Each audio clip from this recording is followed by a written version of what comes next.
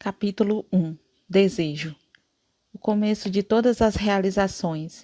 O primeiro passo em direção à riqueza. Quando há mais de 30 anos, Edwin C. Burns desceu do trem de carga em Orange, Nova Jersey, podia parecer um vagabundo, mas seus pensamentos eram os de um rei. Enquanto fazia o percurso entre a estação de trem e o escritório de Thomas A. Edison, sua mente trabalhava. Ele se via pedindo a Edison uma oportunidade para levar adiante sua ideia fixa, o desejo ardente de tornar-se sócio na empresa do grande inventor.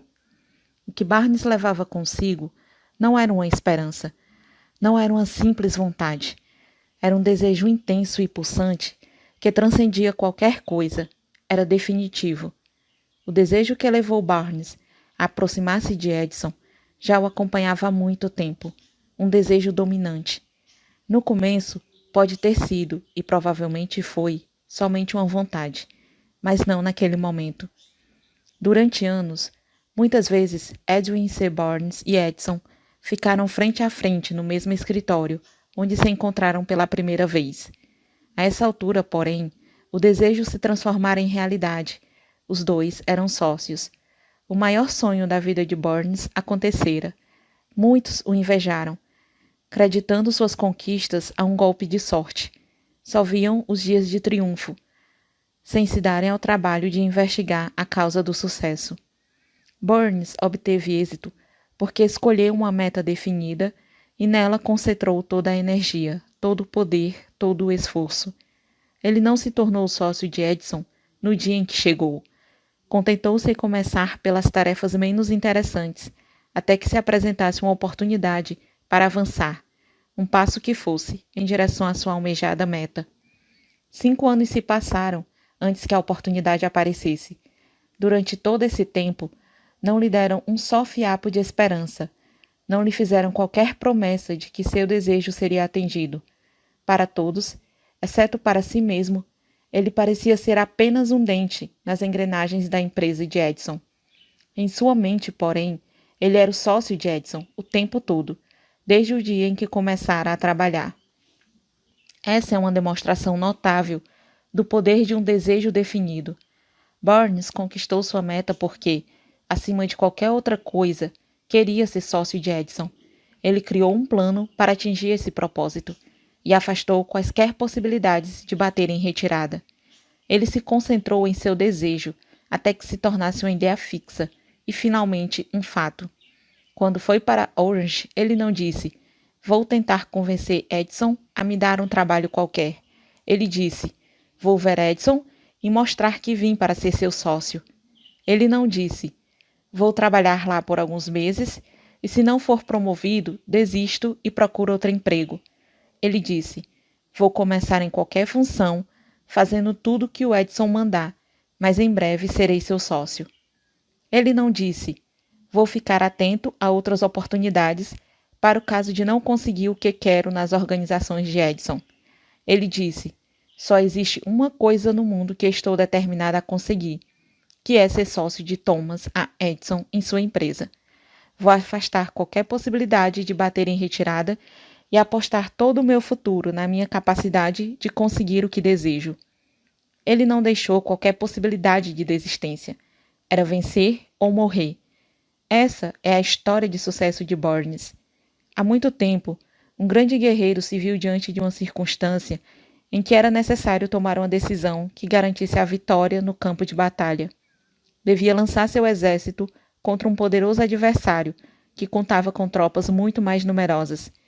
Embarcou seus homens em navios e velejou rumo ao país inimigo. Lá, desembarcou soldados e equipamentos e deu a ordem de queimar os navios em que tinham viajado. Dirigindo-se aos seus homens antes da primeira batalha, disse: "Vocês estão vendo os navios em chama.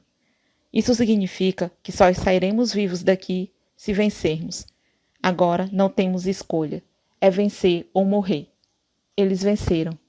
Quem quiser ter sucesso em uma empreitada, precisa queimar os navios e cortar todas as possibilidades de bater em retirada. Somente assim conseguirá manter esse estado de espírito, conhecido como desejo ardente de vencer, essencial ao sucesso. Na manhã seguinte ao grande incêndio de Chicago, um grupo de comerciantes reunido em State Street observava os restos esfumaçados do que antes haviam sido suas lojas.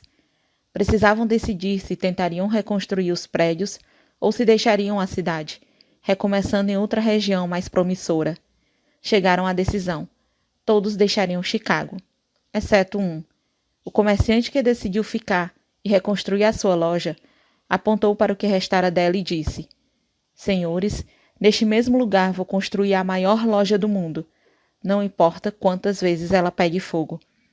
Isso se passou há mais de 50 anos. A loja foi reconstruída e está lá até hoje, um imponente monumento ao poder desse estado de espírito chamado desejo ardente. Teria sido mais fácil para Marshall Field fazer exatamente o que os demais comerciantes fizeram. Diante de condições adversas e um futuro sombrio, eles recuaram e foram para um local mais favorável. Repare na diferença entre Marshall Field e os outros comerciantes, porque é a mesma que distingue Edwin C. Burns de milhares de outros rapazes que trabalharam nas organizações de Thomas Edison. É a mesma diferença que identifica os vencedores dos perdedores. Todo ser humano que atinge a idade de começar a entender para que serve o dinheiro quer tê-lo, mas querer somente não traz riquezas. No entanto, desejar riquezas com um estado de espírito que se torne uma ideia fixa, planejar meios e modos definidos para conquistá-las e basear esses planos em uma persistência que não admite o fracasso, isso sim trará riquezas. O método pelo qual o desejo de riquezas pode ser transformado em seu equivalente financeiro fundamenta-se em 6 práticos e definidos passos.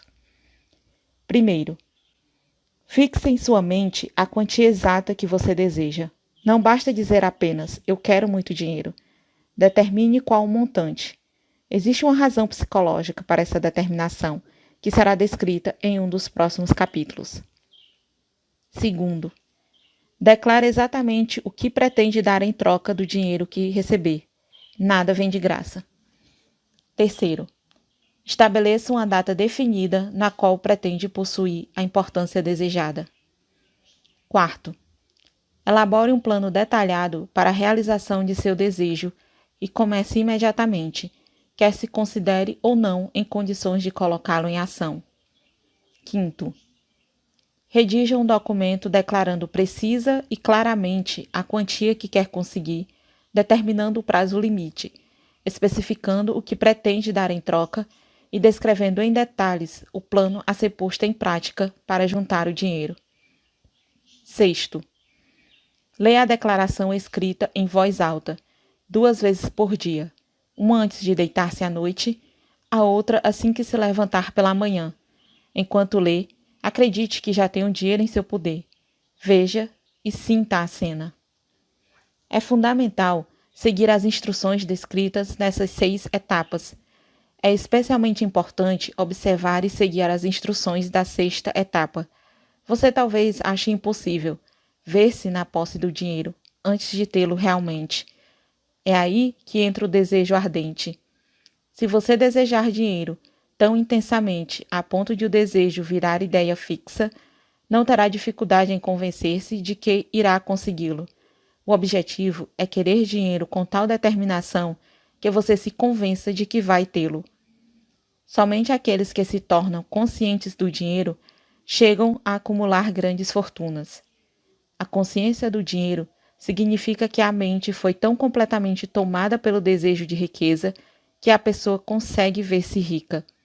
Aos não iniciados, aqueles que não conhecem o funcionamento da mente humana, essas instruções podem parecer impraticáveis. A todos que não reconhecem a força dos seus passos, pode ser de grande ajuda saber que essa informação foi recebida de Andrew Carnegie, que começou como operário em uma usina siderúrgica e conseguiu, apesar da origem humilde, fazer que esses princípios lhe proporcionassem a considerável fortuna de mais de 100 milhões de dólares. Também é bom saber que os 6 passos aqui recomendados foram cuidadosamente examinados por Thomas A. Edison, que neles colocou seu selo de aprovação, por serem não somente essenciais à acumulação de riquezas, mas necessários à realização de qualquer meta definida. Os passos não requerem trabalho árduo, não pedem sacrifícios, não exigem que nos tornemos ridículos ou crédulos. Para aplicá-los, não é preciso muito estudo. Todavia, a aplicação bem-sucedida desses 6 passos necessita de imaginação suficiente para que possamos ver e compreender que a tarefa de ganhar dinheiro não pode ser deixada por conta do acaso ou da sorte. Precisamos entender que todos os que acumularam grandes fortunas tiveram primeiro sonhos, esperanças, vontades, desejos e planos. É importante enfatizar que as riquezas só chegam em grande quantidade quando as desejamos ardentemente e nos vemos de posse delas. Desde os primórdios da civilização até o presente, todo grande líder foi um sonhador.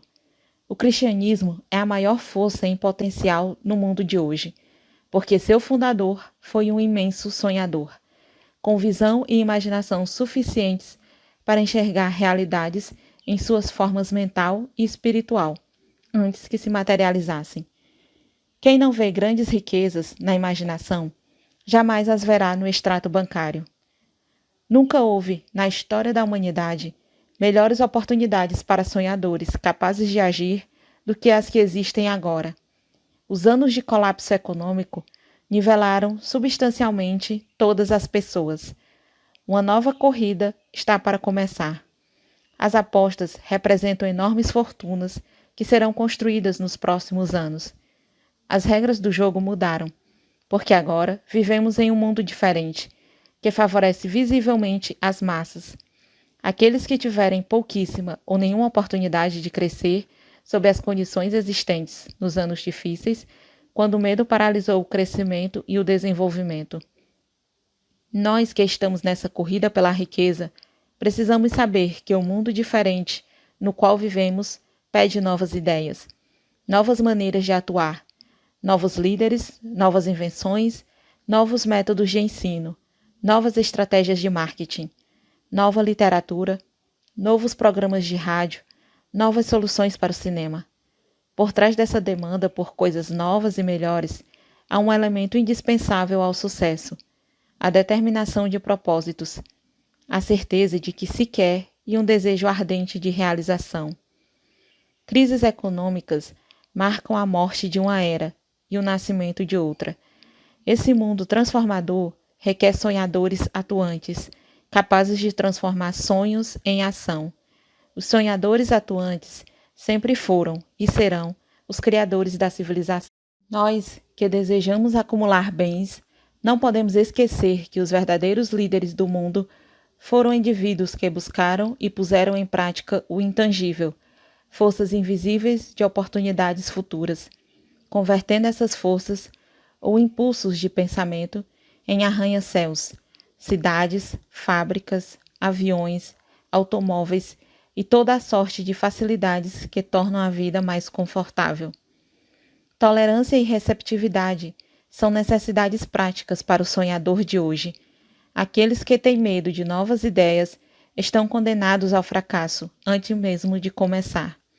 Jamais houve um tempo mais favorável aos pioneiros do que o momento atual.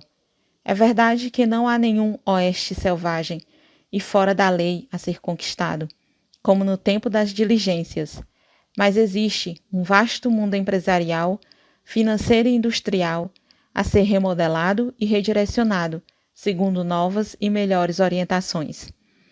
Ao planejar adquirir a sua parte nas riquezas, não permita que desprezem o sonhador que existe em você. Para ganhar os grandes prêmios neste mundo diferente, você precisa captar o espírito dos grandes pioneiros do passado, cujos sonhos deram à civilização tudo o que ela tem de valor, o espírito que serve como seiva vital de cada país, a oportunidade para desenvolver e aproveitar nossos talentos. Não esqueçamos que Colombo sonhou com um mundo desconhecido, apostou sua vida na existência dele e o descobriu.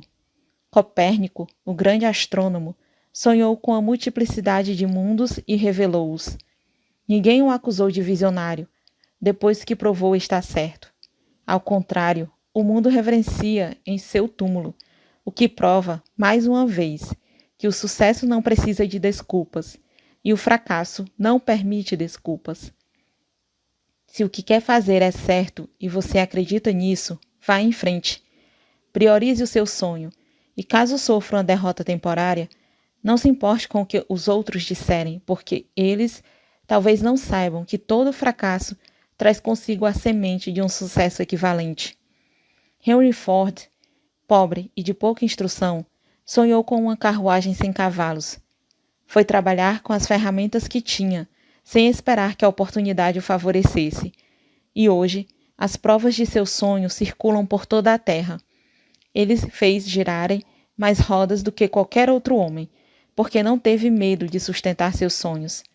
Thomas Edison sonhou com uma lâmpada que fosse operada eletricamente, pôs seu sonho em ação, e apesar de mais de 10.000 fracassos, manteve esse sonho até fazer dele uma realidade. Sonhadores atuantes não desistem. Whelan sonhou com uma cadeia de tabacarias, transformou seu sonho em ação, e hoje existem United Cigar Stores em todo o território dos Estados Unidos.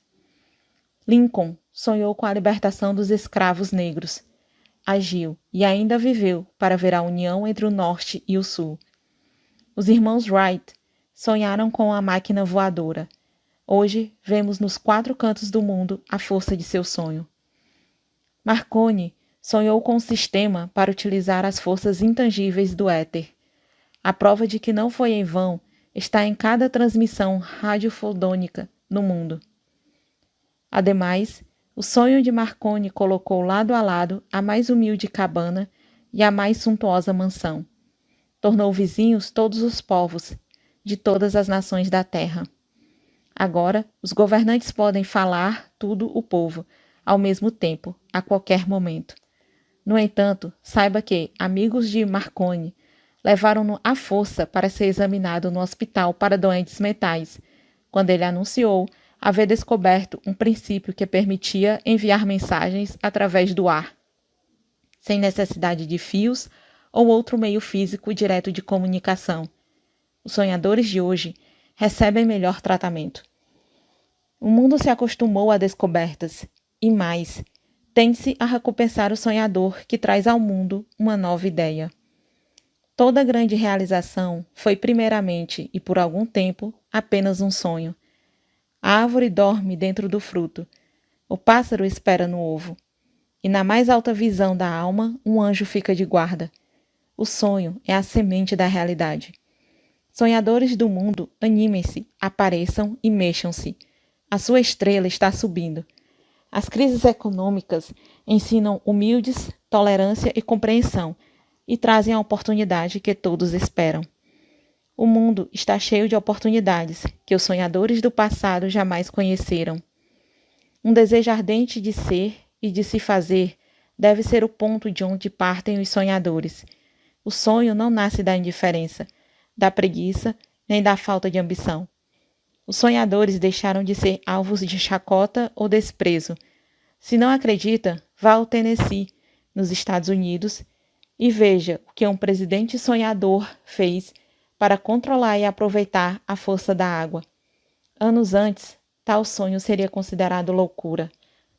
Se você se decepcionou, sofreu uma derrota, sentiu o coração dentro do peito ser esmagado até sangrar, tenha coragem, pois essas experiências são recursos de valor incomparável.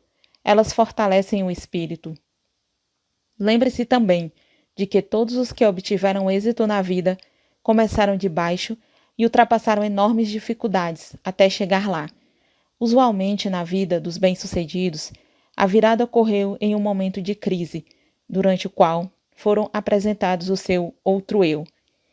John Bunyan, depois de ter sido preso e severamente punido em razão de suas ideias sobre religião, escreveu O Peregrino, a viagem do cristão à cidade celestial, livro que se encontra entre os melhores de toda a literatura inglesa. O. Henry, considerado um dos maiores contistas norte-americanos, descobriu o gênio adormecido em seu cérebro quando problemas do mundo dos negócios o levaram à cadeia em Columbus, Ohio. Forçado pela infelicidade a tomar conhecimento do seu outro eu e a usar a imaginação, ele descobriu que era um grande autor, e não um rejeitado, um criminoso miserável.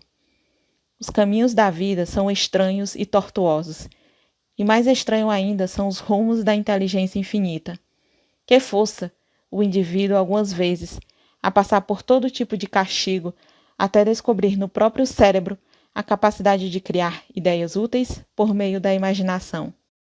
Thomas Edison, o maior inventor e cientista do mundo, foi um telegrafista comum e falhou inúmeras vezes antes de ser levado finalmente à descoberta do gênio adormecido em seu cérebro. Charles Dickens começou colando etiquetas em potes de graxa. A tragédia de seu primeiro amor atingiu as profundezas de sua alma, fazendo dele um dos grandes autores do mundo. Essa tragédia produziu David Copperfield e depois uma sucessão de outros trabalhos que tornaram o mundo melhor e mais rico para todos os leitores. Geralmente, as desilusões de amor têm o efeito de levar os homens à bebida e as mulheres à ruína. Isso porque a maioria das pessoas nunca aprende a arte de transformar suas mais fortes emoções em sonhos de natureza construtiva. Helen Keller ficou surda, muda e cega poucos depois do nascimento. Apesar das sérias deficiências, ela escreveu seu nome para sempre nas páginas da história dos grandes. Sua vida comprovou que ninguém é jamais derrotado até que aceite a derrota como realidade. Robert Burns era um jovem camponês inculto, assolado pela pobreza e podia ter sido apenas mais um beberrão, mas fez o mundo ficar melhor, traduzindo lindos pensamentos em forma de poesia e assim arrancando espinhos e plantando rosas em seu lugar. Booker T. Washington nasceu escravo e foi discriminado pela condição e pela cor. Por exercer a tolerância, ter sempre a mente aberta para todos os assuntos e ser um sonhador, deixou sua marca para o bem de toda uma raça. Beethoven era surdo, Milton era cego, mas seus nomes serão lembrados para sempre, pois eles sonharam e transformaram seus sonhos em pensamentos organizados. Antes de passar ao próximo capítulo, acenda outra vez na sua mente o fogo da esperança, fé, coragem e tolerância.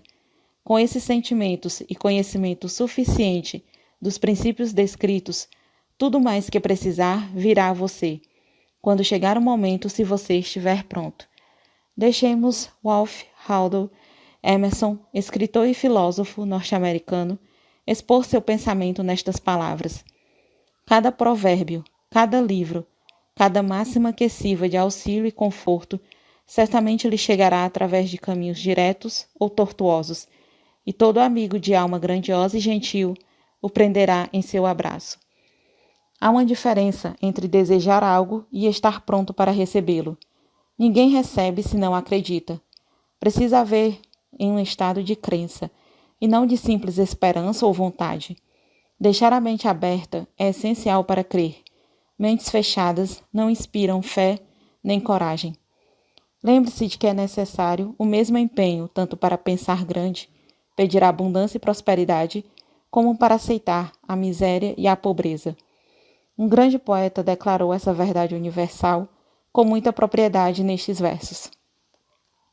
Fiz com a vida o trato de receber uma moeda, e a vida não me pagou mais. Embora mais tarde eu pedisse, ao verificar o pouco que tinha, porque a vida é um patrão justo, que dá o que você pede. Mais uma vez acertado o pagamento, é preciso suportar a tarefa. Eu me contentei com um salário vil, só para descobrir consternado que a vida me pagaria de boa vontade o que eu tivesse pedido. O desejo supera a mãe natureza. Para encerrar adequadamente este capítulo, quero apresentar uma das pessoas mais incomuns que conheci.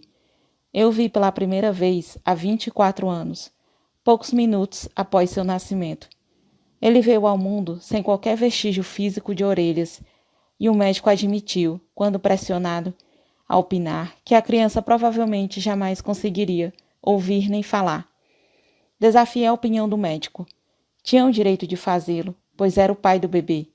Naquele momento tomei uma decisão que, no entanto, revelei apenas ao meu coração. Decidi que meu filho iria ouvir e falar.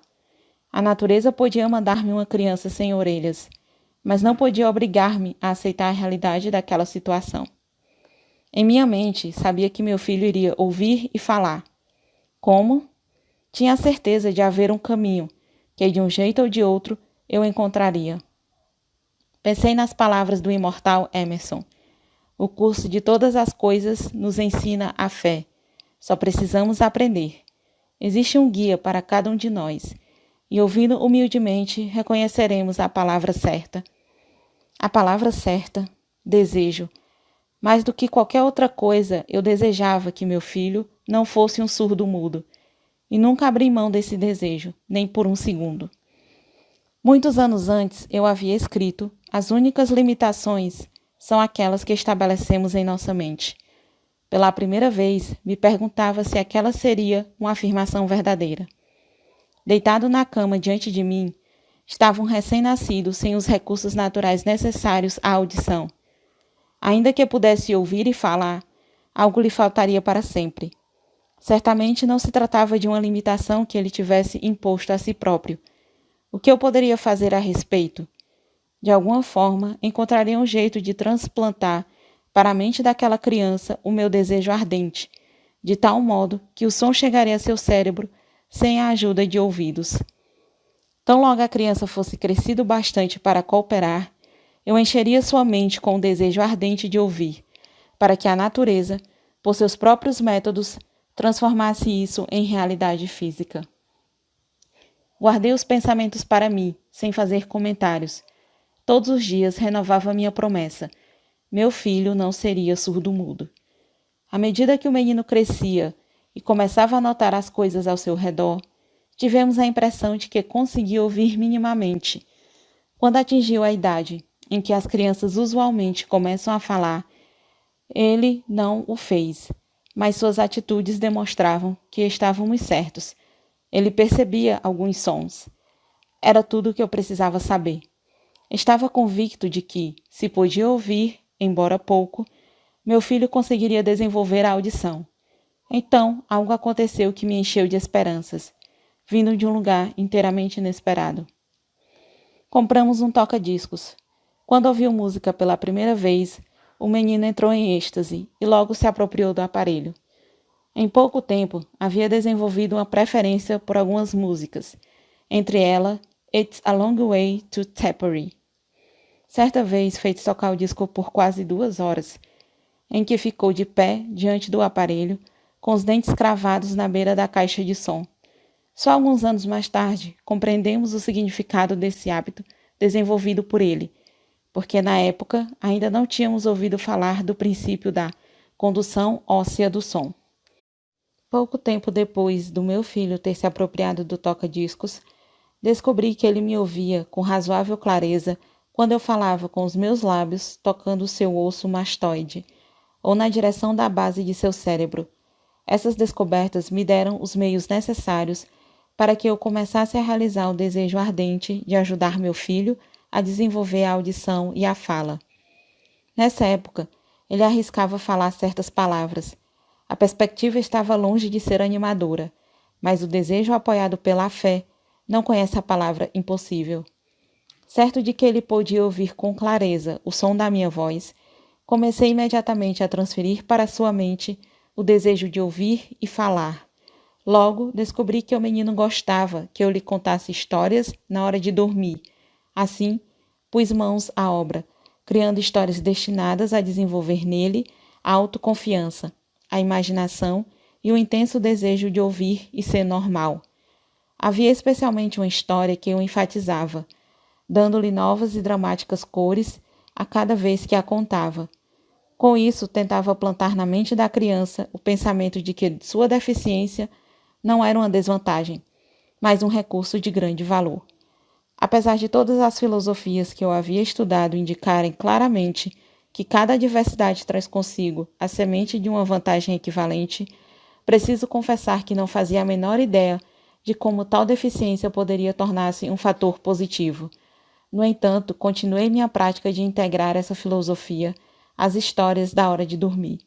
esperando que um dia ele mesmo encontrasse um meio de tirar proveito de sua deficiência. A razão me dizia francamente que não havia compensação adequada para a falta de ouvidos e do aparelho natural de audição, mas o desejo apoiado na fé superou a razão e inspirou-me a continuar.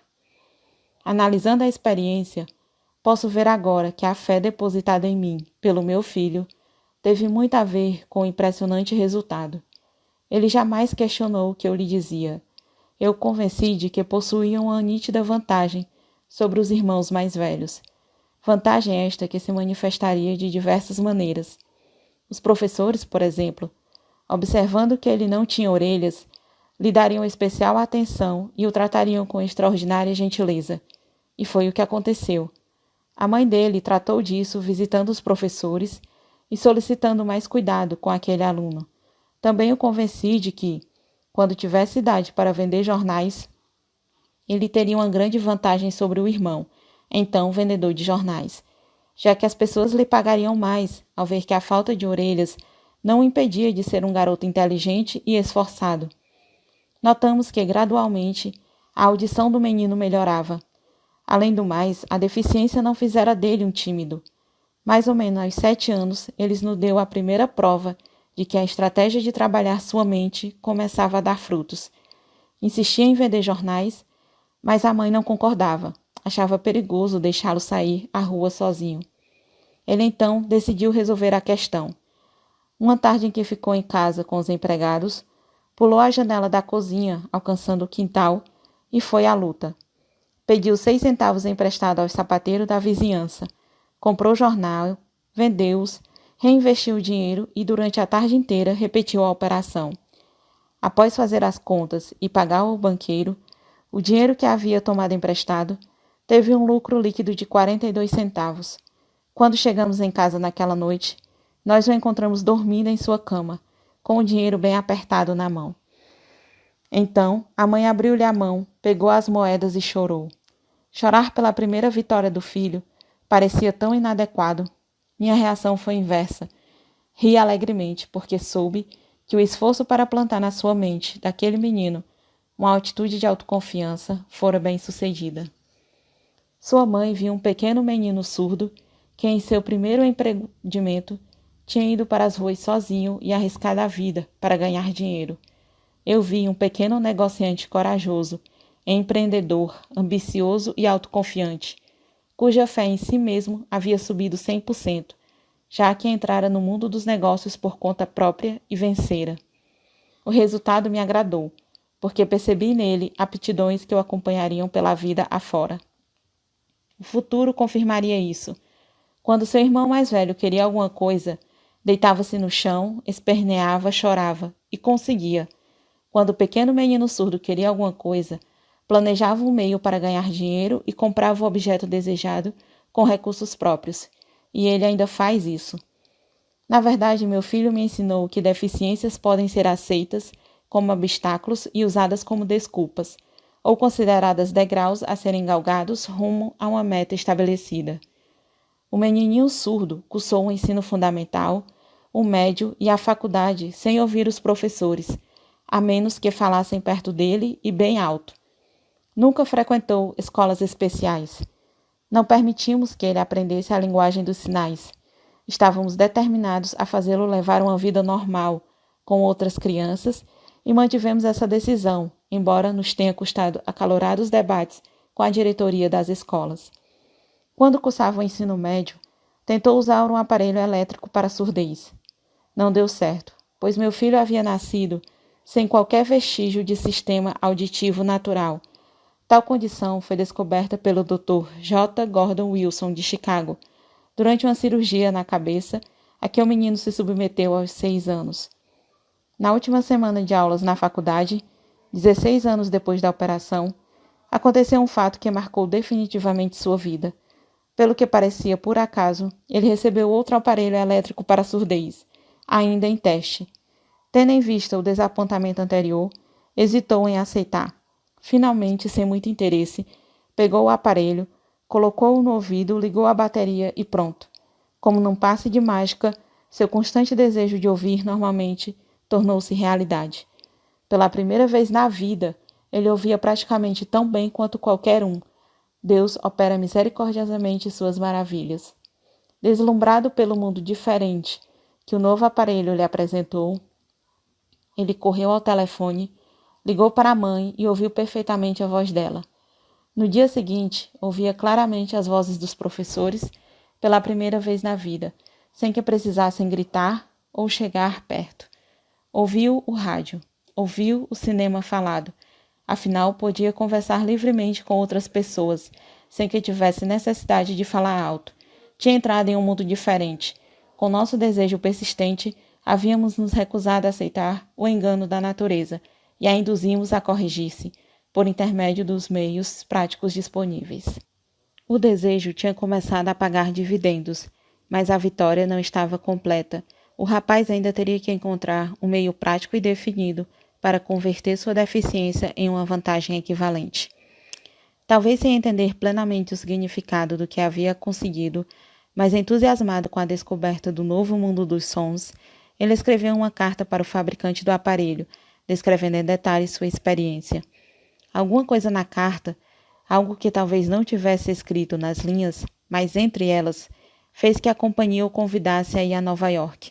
Chegando lá, foi levado a conhecer a fábrica e, enquanto contava ao engenheiro-chefe sobre a mudança operada em seu mundo, uma intuição, uma ideia ou uma inspiração, chame como quiser, surgiu em sua mente. Foi esse impulso de pensamento que converteu sua deficiência em vantagem, destinada a pagar dividendos em forma de dinheiro e felicidade a milhares de pessoas por muito tempo. O ponto central daquele impulso de pensamento era o seguinte: ocorreu-lhe que ele poderia ajudar milhões de pessoas surdas que atravessam a vida sem o benefício de um aparelho de surdez, caso pudesse achar um meio de contar sua história.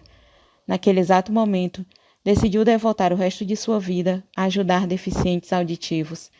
Durante um mês, ele pesquisou intensamente, analisando todo o sistema de marketing da fábrica de aparelhos de surdez e criou meios de comunicar-se com os deficientes auditivos do mundo inteiro, de modo a partilhar com eles seu mundo diferente, recentemente descoberto. Ele elaborou um planejamento de 2 anos, baseado em suas conclusões. Quando apresentou o plano à companhia, foi-lhe imediatamente oferecido um cargo para que conseguisse levar o plano adiante.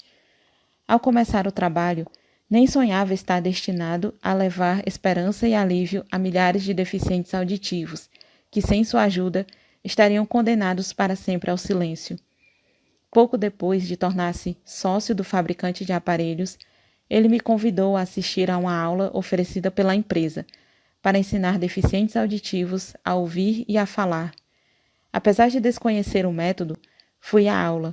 Eu me sentia um tanto cético, porém tinha esperanças de não estar perdendo tempo. O que vi me levou a entender melhor o que eu havia feito para despertar e manter vivo na mente de meu filho o desejo de ouvir normalmente.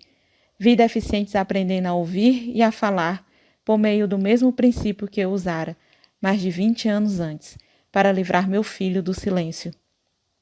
Assim, por uma estranha volta da roda do destino, Blair e eu estávamos destinados a auxiliar aqueles que ainda nem haviam nascido, por sermos os 2 únicos seres humanos que eu saiba, a estabelecer definitivamente o fato de que uma deficiência poderia ser corrigida a ponto de permitir uma vida normal. Se havia sido possível para um, seria possível para outros. Não tenho dúvidas de que Blair teria sido um surdo-mudo por toda a vida, se sua mãe e eu não tivéssemos moldado sua mente como fizemos. O próprio médico que fez o parto disse, confidencialmente, que a criança poderia nunca ouvir ou falar. Há pouco tempo, o Dr. Ivan Voorhees, um notável especialista em casos semelhantes, examinou Blair muito cuidadosamente. Ficou espantado ao verificar como meu filho ouve e fala bem, pois, segundo ele, o exame indicava que, teoricamente, o rapaz não seria capaz de ouvir de forma alguma. Mas ele ouve, apesar de os raios-x demonstrarem que não existe qualquer abertura no crânio que permita a ligação entre som e cérebro. Quando implantei na mente do meu filho o desejo de ouvir, falar e viver como uma pessoa comum, esse impulso foi acompanhado de uma estranha influência que fez a natureza construir uma ponte sobre o abismo de silêncio, ligando o cérebro ao mundo exterior, por meio que nem os mais capacitados especialistas foram capazes de interpretar. Seria sacrilégio conjecturar a respeito desse milagre da natureza, e imperdoável deixar de contar ao mundo tudo o que sei sobre a humilde parte que me cabe nessa estranha experiência. É meu dever e um privilégio dizer que acredito, e não sem motivos, que nada é impossível àquele que apoia seu desejo numa fé inabalável. Na verdade, um desejo ardente possui meios estranhos de se transformar em sua equivalente material. Blair desejou ouvir normalmente, e conseguiu. Nasceu com uma deficiência que poderia facilmente levar alguém com um desejo menos definido às ruas com uma canequinha na mão.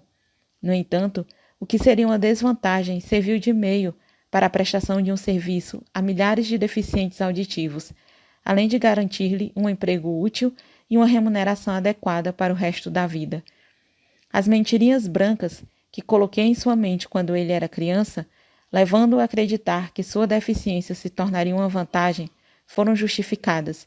Na verdade, não há nada, certo ou errado, que a crença e o desejo ardente juntos não possam realizar. Eles estão aí, à disposição de todos. Em toda a minha experiência no trato com homens e mulheres com problemas pessoais, jamais encontrei um caso que demonstre mais significativamente o poder do desejo. Às vezes, autores cometem um erro de escrever sobre assuntos a respeito dos quais possuem apenas um conhecimento elementar ou superficial. Tive a sorte e o privilégio de usar a deficiência do meu filho para testar a eficácia do poder do desejo. Talvez tenha sido providencial o que aconteceu, pois certamente ninguém está mais preparado do que ele para servir de exemplo do poder do desejo posto à prova. Se até a mãe natureza vergou-se diante da força do desejo, parece-lhe lógico que seres simplesmente humanos possam derrotar um desejo ardente? O poder da mente humana é estranho e imponderável. Não entendemos o método pelo qual a mente utiliza cada circunstância, cada indivíduo, cada objeto a seu alcance, como meio de transformar o desejo em sua contrapartida física. Quem sabe um dia a ciência descubra esse segredo. Plantei na mente do meu filho o desejo de ouvir e falar, como uma pessoa comum ouve e fala. Esse desejo tornou-se realidade. Plantei em sua mente o desejo de converter sua maior deficiência em sua maior vantagem. Esse desejo foi realizado. O modus operandi, pelo qual um resultado espantoso foi alcançado, não é difícil de descrever. São 3 fatos bem definidos. Primeiro, misturei a fé com o desejo de ouvir normalmente e passei isso para o meu filho. Segundo, comuniquei-lhe o meu desejo de todas as formas possíveis e imagináveis, em um esforço contínuo e persistente, durante vários anos. Terceiro, ele acreditou em mim. Quando eu terminava este capítulo, chegou-me a notícia da morte de Madame Schwammenhenck. Um parágrafo curto no texto da notícia apontava o estupendo sucesso como cantora dessa mulher especial. Transcrevi o parágrafo porque nele se vê que ela chegou ao sucesso exatamente pelo desejo. No início da carreira, Madame Schwammenhenck visitou o diretor da Vienna Court Opera para que ele testasse a voz, mas o teste não aconteceu.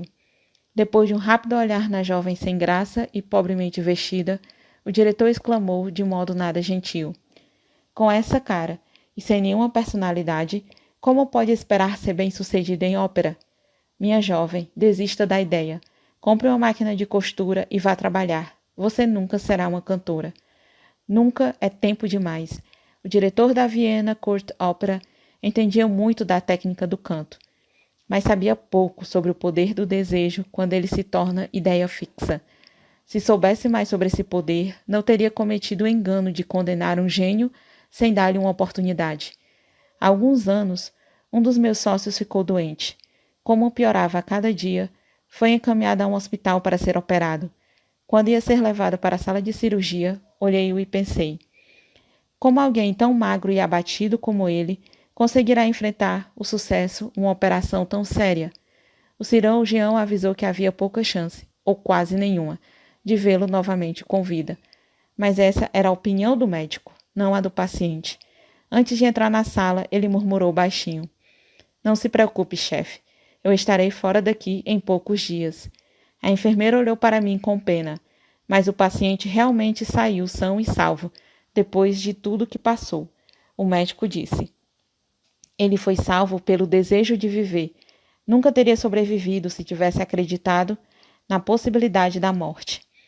Creio na força do desejo, apoiado pela fé, porque vi esse poder levar homens de origem muito humilde à posição de poder e riqueza.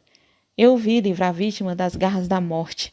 Eu vi servir de meio para que indivíduos recomeçassem após terem sido derrotados das mais diversas formas. Eu vi dar ao meu filho uma vida normal, feliz e bem-sucedida, apesar de a natureza o ter trazido ao mundo sem os ouvidos. Como pode alguém despertar e usar o poder do desejo? A resposta está neste capítulo e nos capítulos seguintes. Esta mensagem chegou ao mundo ao fim da mais longa e talvez mais devastadora crise econômica que os Estados Unidos já conheceram. Seria razoável supor que chamasse a atenção, principalmente, daqueles que perderam fortunas, de outros que ficaram sem emprego e de muitos que precisaram reorganizar seus planos e recomeçar. A todos esses gostaria de transmitir a ideia de que toda realização, qualquer que seja sua natureza, o seu objetivo, precisa começar com um desejo ardente e intenso por algo definido. Por intermédio de algum estranho e poderoso princípio de química mental, nunca revelado, a natureza integra ao impulso de um forte desejo aquele algo mais que não reconhece a palavra impossível e não aceita o fracasso.